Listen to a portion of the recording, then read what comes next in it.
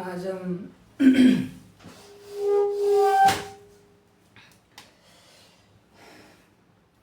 SST पढ़ेंगे, class 8th।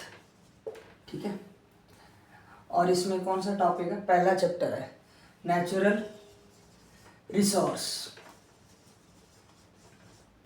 Natural resource क्या होता है? पहले तो रिसोर्स देखते हैं। रिसोर्स क्या होता है? रिसोर्स वो चीज़ें होती हैं जो हमारी लाइफ में हमें ज़रूरत होती है, जिनका हम हमारी लाइफ में यूज कर सकते हैं, और जो रिसोर्स नेचुरल ने हमें प्रोवाइड किया है, और उनकी हेल्प से, नेचर की हेल्प से हम उन मटेरियल्स, उन थिंग्स का यूज़ करते हैं डेली लाइफ में। कैसे? रिसोर्सेस क्या है? जैसे मान लो the material provided by nature to satisfy our basic needs. मतलब द मटीरियल प्रोवाइडेड, जो मटेरियल प्रोवाइड किया गया किसके द्वारा? नेचर के द्वारा। जब नेचर के द्वारा जो मटेरियल प्रोवाइड किया गया, नेचर के द्वारा जो मटेरियल प्रोवाइड किया गया, उसका हमारी जिंदगी में बेसिक नीड्स क्या है? सेटिस्फाइड बेसिक नीड्स क्या है? जैसे मान लो एग्जांपल है, ऑक्सीजन तो चाहिए ना, बेसिक नीड है, बेसिक नीड है। लैंड चाहिए, बेसिक नीड है। वाटर चाहिए, बेसिक नीड है। एयर चाहिए, बेसिक नीड है। सनलाइट चाहिए, बेसिक नीड है। ये सारे क्या है? Natural resource. मतलब रिसोर्स हैं, रिसोर्स वो होते हैं ऐसी मटेरियल जो नेचर ने प्रोवाइड की, और वो हमारी जिंदगी में उनका बेसिक नीड क्या है, बस सिंपल सी बात। ठीक है, ये हो गया नेचुरल रिसोर्स। ठीक है, अब देखो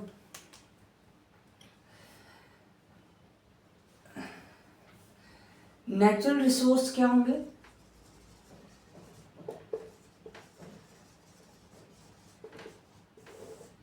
ऐसे रिसोर्स जो नेचर ने प्रोवाइड करवाए हैं हमारे लिए, जो नेचर ने प्रोवाइड करवाए हैं प्रकृति में, और ह्यूमन उनका क्या करता है? यूज करता है अपनी लाइफ जीने के लिए, अपनी लाइफ जीने के लिए। जैसे एग्जांपल है वेरियस मटेरियल। कौन कौन से हैं? एयर है, सॉइल है, वाटर है, रॉक्स है, मिनरल्स है, और प्लांट्स हैं एंड एनिमल्स हैं। ये सारे नेचर ने हमें प्रोवाइड करवाए हैं, और ह्यूमन क्या करता है? इनका नीड लेता है अपनी लाइफ के अंदर, बेसिक नीड, और उसका यूज करता है ताकि उसको अच्छे से जी सके। ठीक है, और वैल्यू ऑफ रिसोर्सेस, ध्यान सुनो।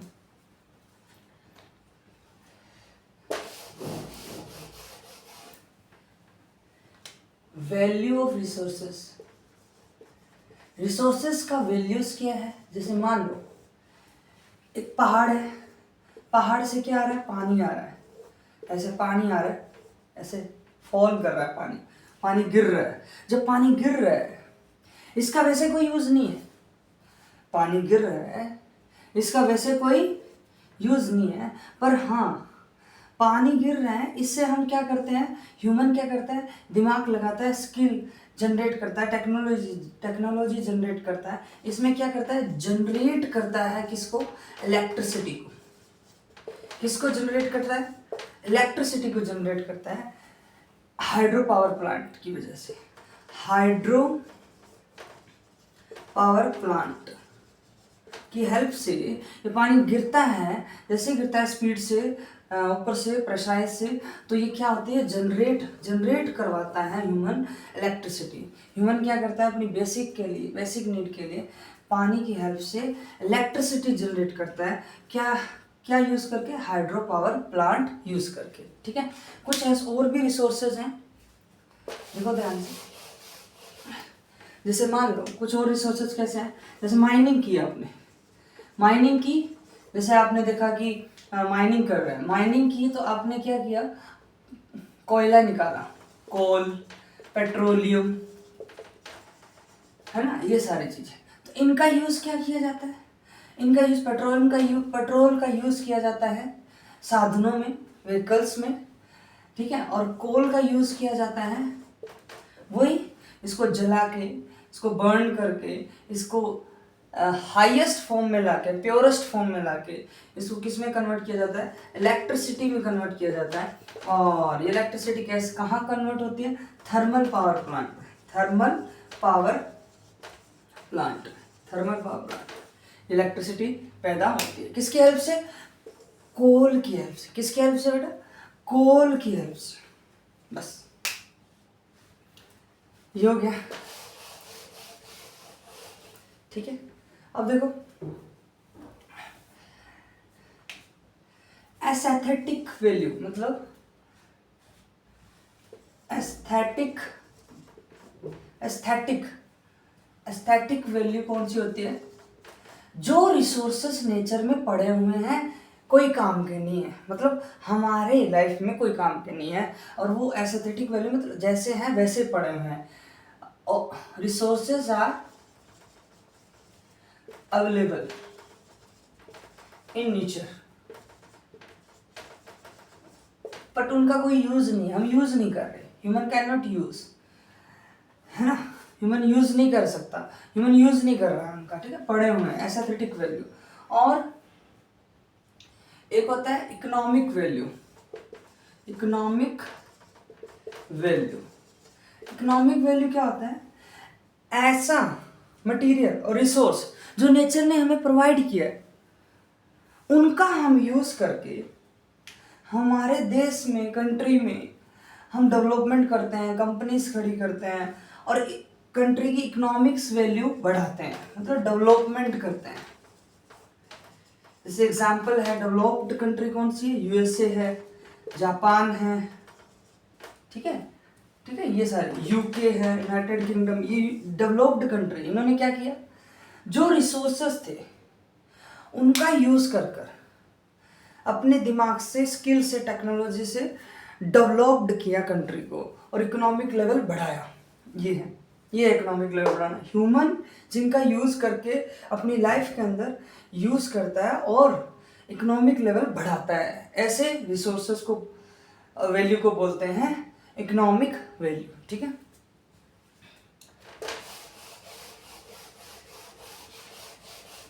ओके, अब देखो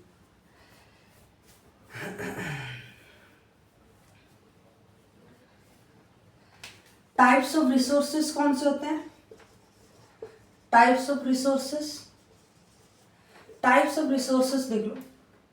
टाइप्स ऑफ रिसोर्सेस पहला होता है, एक तो नेचुरल रिसोर्सेस, दूसरा ह्यूमन रिसोर्सेस, इसमें ह्यूमन रिसोर्सेस या ह्यूमन मेड रिसोर्सेस। ठीक है, human made resources. Natural resources की हम बात करेंगे,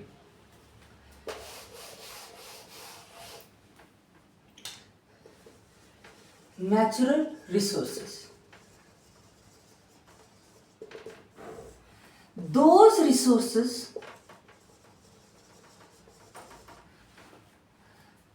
resources ऐसे रिसोर्सेस जो नेचर प्रोवाइड करती है, नेचर प्रोवाइड करती है, और उनका हम हमारी लाइफ में ह्यूमन क्या करता है, यूज करता है, बेसिक नीड है उसको, ह्यूमन को उनका यूज करता है। ठीक है, जैसे एग्जांपल है, अब ये रिसोर्सेस कितने टाइप्स के होते हैं, नेचुरल रिसोर्सेस भी कितने टाइप्स के होते हैं, नेचुरल रिसोर्सेज भी कितने टाइप्स के होते हैं? 2 टाइप से। कौन कौन से? Biotic and abiotic. ठीक है, बायोटिक रिसोर्सेस और एबायोटिक रिसोर्सेस। ठीक है, अब देखो बायोटिक कौन से होते हैं, ये देखेंगे। बायोटिक रिसोर्सेस कौन सा होता है? बायोटिक रिसोर्सेस, बायोटिक रिसोर्सेस वो होते हैं जो नेचर हमें प्रोवाइड कर चुकी है, जैसे जंगल, फॉरेस्ट, जंगल प्रोवाइड कर सकती है। और जंगल हमें क्या प्रोडक्ट देता है? एनिमल्स, बर्ड्स, ये बायोटिक है, fish and other marine organism. ये मतलब क्या हुआ? नेचर ने हमें फॉरेस्ट प्रोवाइड कर दिया, और फॉरेस्ट हमें क्या प्रोवाइड करता है? Animals, birds, fish, other marine organisms. ये मतलब बायोटिक का क्या होता है? जहाँ लिविंग ऑर्गेनिज्म होते हैं, लिविंग ऑर्गेनिजम्स जो सांस लेते हैं, ऑक्सीजन लेते हैं। ठीक है, और इनकी वजह से जब ये डेड होते हैं तो हमें माइनिंग करने से क्या निकलता है? कोल एंड पेट्रोलियम निकलता है, पेट्रोलियम निकलता है। ठीक है, एबायोटिक रिसोर्सेज जो नॉन लिविंग बींग्स, जो नॉन लिविंग है। कैसे? एग्जाम्पल कैसे हैं? कौन कौन से नॉन लिविंग थिंग्स जो हमें मिलती है नेचर के द्वारा, जो नेचर ने हमें प्रोवाइड कर दिया? Non living things, land, water, minerals,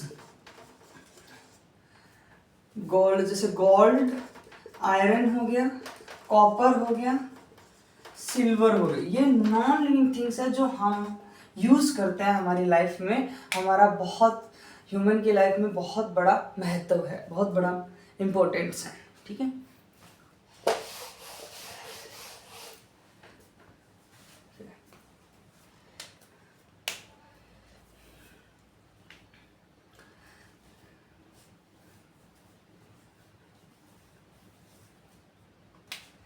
एक होता है पोटेंशियल रिसोर्सेस।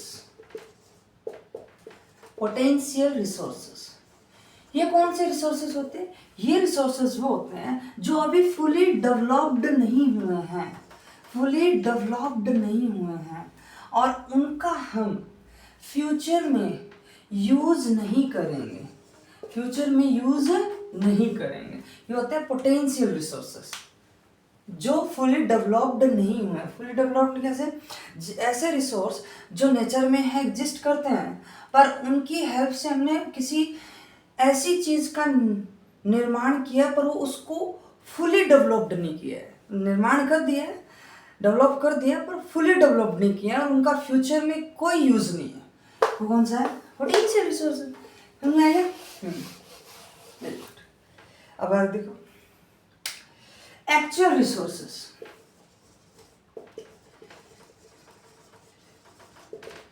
एक्चुअल रिसोर्सेस कौन से होते हैं? एक्चुअल रिसोर्सेस वो होते हैं जिनकी हेल्प से हम एक्चुअली यूज करते हैं, एक्चुअली रिसोर्स से डेवलप्ड करते हैं, और फ्यूचर में भी यूज आता है।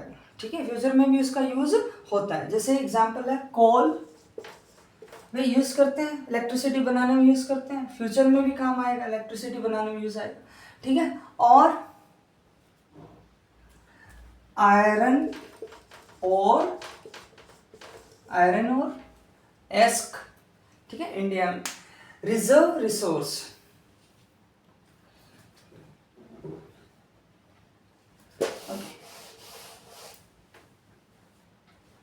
मतलब कौन सा है? रिजर्व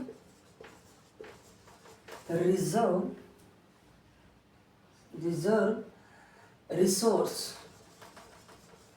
ये कौन से रिसोर्स होते हैं? ये वो रिसोर्स होते हैं ऐसे रिसोर्स जिनकी हेल्प से हमने डेवलप्ड कर लिया है, फिर फ्यूचर में उनका हमें क्या मिलेगा, प्रॉफिट मिलेगा, प्रॉफिट प्रॉफिट प्रॉफिट प्रॉफिट, ठीक है।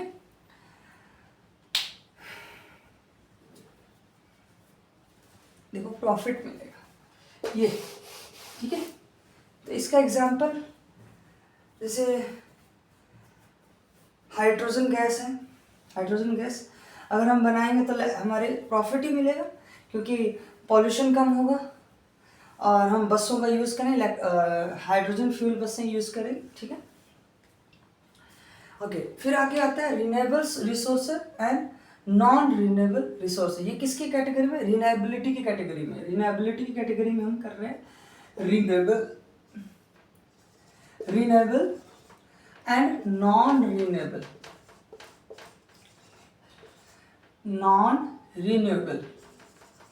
Renewable and non renewable resources.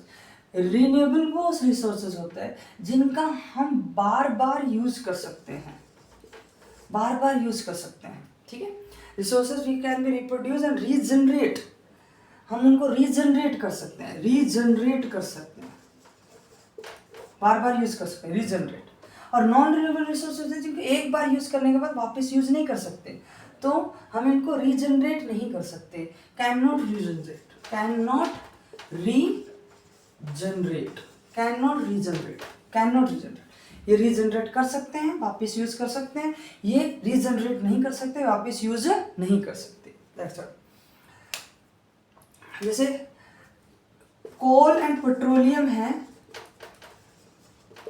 वो क्या है, नॉन रिसाइकलेबल है, मतलब वो वापस उसको रिसाइकल नहीं किया जा सकता, ठीक है। अब देखो अवेलेबिलिटी के आधार पर रिसोर्सेज कितने टाइप के होते हैं। अवेलेबिलिटी के आधार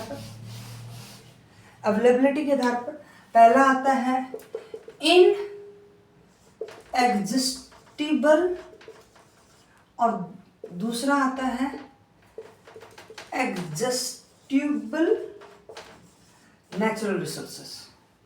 इनएग्जिस्टिबल वो होते हैं जिसकी अनलिमिटेड क्वांटिटी होती है, जो अनलिमिटेड क्वांटिटी में होता है, अनलिमिटेड क्वांटिटी। जैसे एग्जांपल है एयर, सनलाइट एटसेट्रा, वाटर, ठीक है, सॉरी एयर, सनलाइट एटसेट्रा। एग्जिस्टिबल कौन से होते हैं, जिसकी क्वांटिटी लिमिटेड होती है, लिमिटेड क्वांटिटी। जैसे एग्जांपल है कोल, पेट्रोलियम और नेचुरल गैस, समझ में आ गया, ठीक है।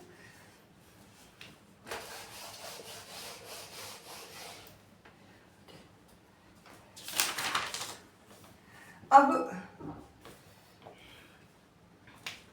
देखो ह्यूमन रिसोर्सेज हैं, ह्यूमन रिसोर्सेज में क्या होता है कि जो ह्यूमन को ज़रूरत है वो ह्यूमन क्या करता है, अपनी स्किल की हेल्प से जनरेट करता है चीज़ों को। जैसे कंप्यूटर का यूज़ करना, कंप्यूटर बनाना, है ना, और बहुत सारे चीज़ें जो ह्यूमन को ज़रूरत पड़ती है टेक्नोलॉजी में, उनका निर्माण करना, उनका डेवलप्ड करना, ये ह्यूमन रिसोर्सेज है, वो स्किल का यूज़ करके निर्माण करता है।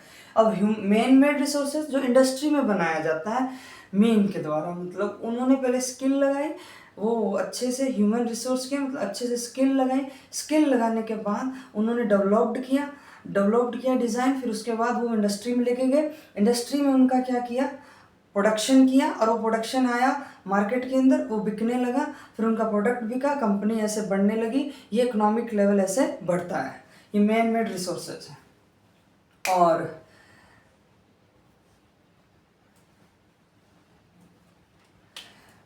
सस्टेनेबल डेवलपमेंट क्या होता है, जिसमें हम क्या करते हैं, कंट्री में जैसे मतलब है, तो हम वो जो रिसोर्स का यूज़ कर रहे हैं उस रिसोर्स को बैलेंस करके यूज़ करते हैं, बैलेंस, और उनको क्या करते हैं, मतलब कंजर्व करते हैं।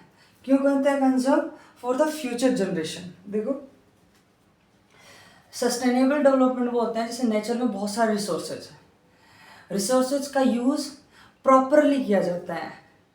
कैसे प्रॉपरली किया जाता है, मतलब बेफालतू चीज़ें, बेकार नहीं रखी जाती, मतलब जो चीज़ का यूज़ करना है उसी का यूज़ किया जाता है, बाकी को कंजर्व किया जाता है फ्यूचर के लिए, फ्यूचर के लिए उसको बचा के रखा जाता है, ठीक है। सस्टेनेबल डेवलपमेंट कौन से होते हैं?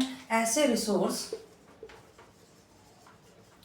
जिनको हम प्रॉपर बैलेंस करके अच्छे से यूज़ करते हैं, जितना यूज़ करना है उतना ही यूज़ करते हैं, बाकी को क्या करते हैं? फ्यूचर के लिए बचा के रखते हैं, वो सस्टेनेबल डेवलपमेंट है। जैसे रिड्यूस क्या है? रिड्यूस कैसे करना? मतलब कोल और पेट्रोलियम का जितना कम से कम यूज़ हो सके वो ही करना। जैसे घर से स्कूल बहुत कम दूर है तो हम क्या करना चाहिए? पैदल जाना चाहिए, साइकिल पे जाना चाहिए। ये क्या है? हम कोल पेट्रोलियम हमारे पास है, नो डाउट, पर हम उसको फ्यूचर के लिए रख रहे हैं जब बहुत इमरजेंसी में काम आएगा। ये होता है सस्टेनेबल डेवलपमेंट। ऐसे बचाव करना। रिसाइकल क्या होता है?